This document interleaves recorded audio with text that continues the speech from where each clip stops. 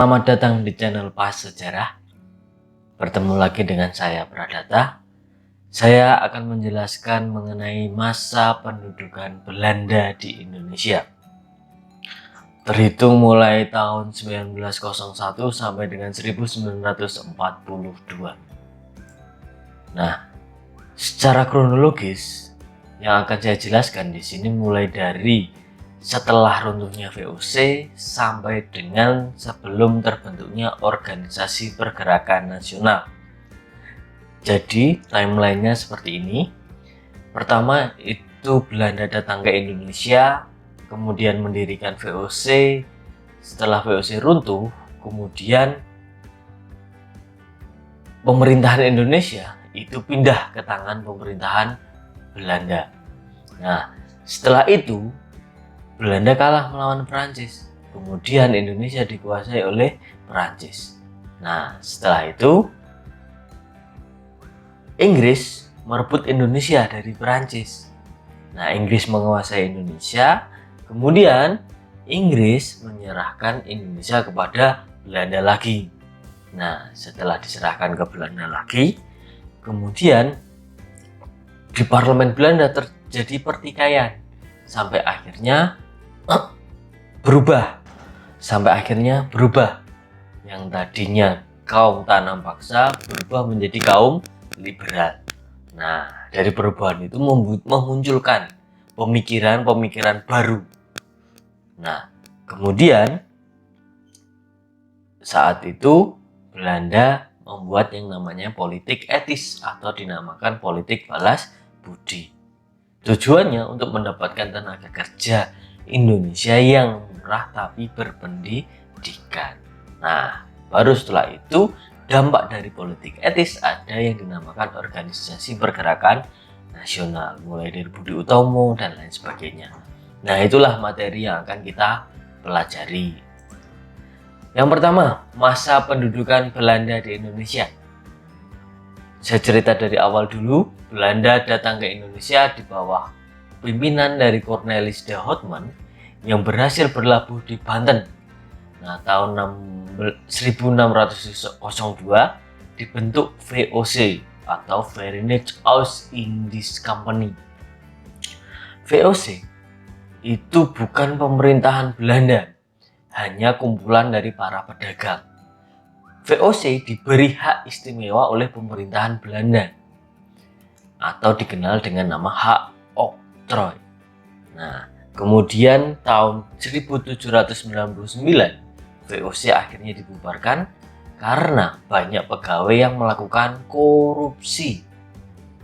Nah, setelah VOC runtuh, pemerintah Belanda mengambil alih penjajahan di Indonesia. Akan tetapi di waktu itu Belanda sedang terlibat perang melawan Perancis.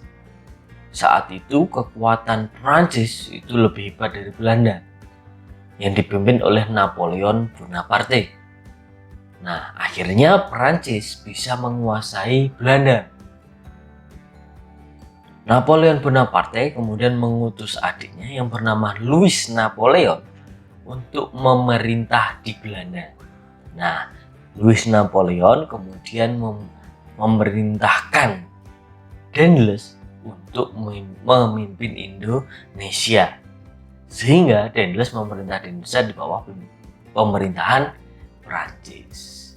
Nah, kita masuk ke masa pendudukan Perancis. Gubernur jenderalnya yaitu Daendels. Daendels memimpin Indonesia itu atas bawahan dari Perancis, atas pemerintahan Perancis. Daendels itu orang Belanda, tapi memimpin di Indonesia itu di bawah pemerintahan Perancis. Daendels mempunyai tugas utama, yaitu mempertahankan Pulau Jawa dari serangan Inggris. Kenapa Inggris? Karena Inggris dan Belanda itu bekerja sama. Belanda kalah melawan Perancis, sehingga Inggris itu akan balas dendam terhadap Perancis. Nah, setelah itu Daendels di Indonesia itu menerapkan yang namanya sistem kerja paksa atau masyarakat Indonesia itu disuruh untuk bekerja, dipaksa untuk bekerja. Nah, itu tanpa dibayar tentunya.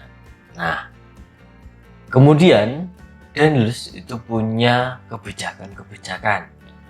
Kebijakannya selain kerja paksa tadi, ada membangun jalan dari Anyer sampai dengan Panarukan, membangun pabrik senjata dan juga bidang pertahanan, menerapkan kebijakan Prianger Stelsel, yaitu penanaman pohon kopi di daerah Priangan. Priangan itu di mana?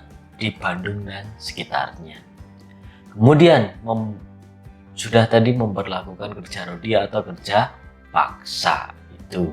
Nah, Daniels ternyata di pemerintahan Indonesia itu bersikap kasar, sehingga Daniels dikembalikan lagi ke Belanda.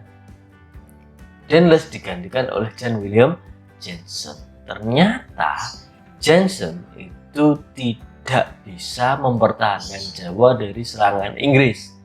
Inggris berhasil menguasai Jawa. Nah, membuat Indonesia kemudian jatuh ke tangan Inggris. Masa pendudukan Inggris di Indonesia itu dipimpin oleh Gubernur Jenderal Sir Thomas Stamford Raffles. Raffles menerapkan kebijakan land rent. Apa itu land rent? Land rent itu merupakan sistem sewa tanah.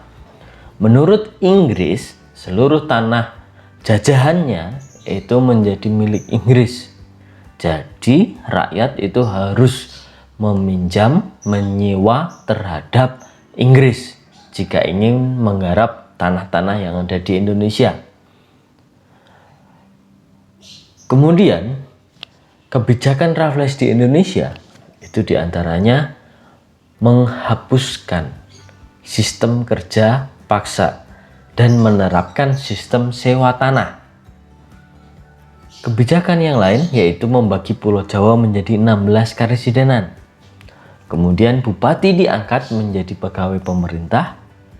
Kemudian menuliskan buku tentang Jawa yang berjudul History of Java. Kemudian membangun kebun raya Bogor, kemudian menemukan bunga Rafflesia arnoldi atau bunga bangkai, dan yang lain sebagainya. Masa kepemimpinan Raffles berlangsung cukup singkat karena Inggris menyerahkan wilayah Indonesia kepada Belanda melalui perjanjian London atau diteruskan dengan Traktat Sumatera. Nah, kembali ke masa pendudukan Belanda. Setelah Inggris menyerahkan ke Belanda, Belanda memberikan amanat kepada Van den Bosch untuk memimpin Indonesia. Van den Bosch punya gagasan yang dinamakan tanam paksa. Untuk apa tanam paksa itu? Untuk mendapatkan keuntungan yang banyak dalam waktu dekat. Jadi rakyat Indonesia disuruh untuk menanam kopi, teh, tembakau, kina di tanah-tanah di Indonesia, baik itu tanah milik pemerintahan Belanda atau tanah milik rakyat. Nah, aturan tanam paksa, tanah yang diberikan tidak lebih dari 1/5. Tanah yang disuruh untuk menanam kopi, teh, tembakau, kina itu tidak lebih dari 1/5. Kemudian tanah itu bebas pajak, tidak boleh ada pajak. Kelebihan hasil panen itu akan dikembalikan. Kegagalan panen menjadi tanggung jawab pemerintah. Rakyat tidak memiliki tanah bekerja selama 66 hari di tanah milik pemerintah. Nah, ini merupakan aturan tanam paksa. Dalam kenyataannya, pemerintahan Van den Bosch itu menyimpang dari aturan tanam paksa. Penyimpangannya itu tanah yang harusnya 1/5 itu tidak 1/5, tapi bisa setengah, bisa seluruhnya untuk ditanami tanaman yang laku di pasaran internasional. Kemudian tanah itu bebas pajak. Tidak, tanah itu tidak bebas pajak dalam kenyataannya. Kemudian hasil panen dikembalikan, itu hanya aturan. Penyimpangannya, kelebihan hasil panen tidak pernah dikembalikan oleh Belanda. Kegagalan panen itu ditanggung oleh petani. Rakyat yang tidak punya tanah itu harus bekerja selama 90 hari. Jadi lebih lama. Nah, karena penyimpangan-penyimpangan yang dilakukan oleh Belanda, maka Belanda dengan waktu yang singkat dapat mengisi kekosongan kas Belanda karena kalah melawan Perancis. Jadi tanam paksa itu sangatlah menguntungkan bagi Belanda. Justru sebaliknya sangat merugikan bagi Indonesia. Rakyat jadi sedikit sekali mendapat keuntungan. Oke, itu masa pendudukan Belanda. Kemudian setelah itu di parlemen Belanda itu terjadi perpecahan antara kaum tanam paksa dengan kaum liberal. Kaum liberal itu memenangkan parlemen sehingga menguasai parlemen dan mengubah pemerintahan Belanda menjadi liberal. Liberal itu apa? Kebebasan. Mengutamakan kebebasan individu daripada kepentingan umum. Kemudian di Belanda sana itu membuat kebijakan-kebijakan, di antaranya ada undang-undang agraria, mengeluarkan undang-undang agraria, undang-undang gula dan lain sebagainya. Nah, itu berdampak ke Indonesia. Itu menguntungkan bagi Indonesia. Karena apa? Karena dengan adanya undang-undang tersebut, maka Belanda tidak mengeksploitasi secara penuh Indonesia. Nah, kemudian masih dalam pemerintahan liberal saat itu ada tokoh bernama Van der Capellen, itu dari Belanda, membuat kebijakan kepada kaum liberal untuk daerah-daerah yang dijajah oleh Belanda. Apa itu? Namanya politik etis atau dikenal dengan politik balas budi. Tujuan politik etis ini adalah untuk mendapatkan tenaga kerja yang murah tapi berpendidikan. Politik etis terdiri dari 3 hal. Yang pertama edukasi, yaitu pendidikan. Yang kedua emigrasi, yaitu perpindahan penduduk. Yang ketiga irigasi, pengairan. Tujuannya untuk apa? Meningkatkan hasil panen petani. Nah, dari program itu yang tujuannya untuk mendapatkan tenaga kerja yang murah tapi berpendidikan, ternyata malah menguntungkan bagi bangsa Indonesia. Kenapa? Karena memunculkan orang-orang terpelajar. Mereka membuat organisasi-organisasi pergerakan nasional. Ada Budi Utomo, Sarekat Islam, dan lain sebagainya. Nah, itu masa pendudukan Belanda dari VOC sampai dengan politik etis. Nah, itu saja yang bisa saya jelaskan di video kali ini. Tetap tunggu materi-materi selanjutnya di video yang akan datang. Sekian dari saya, terima kasih.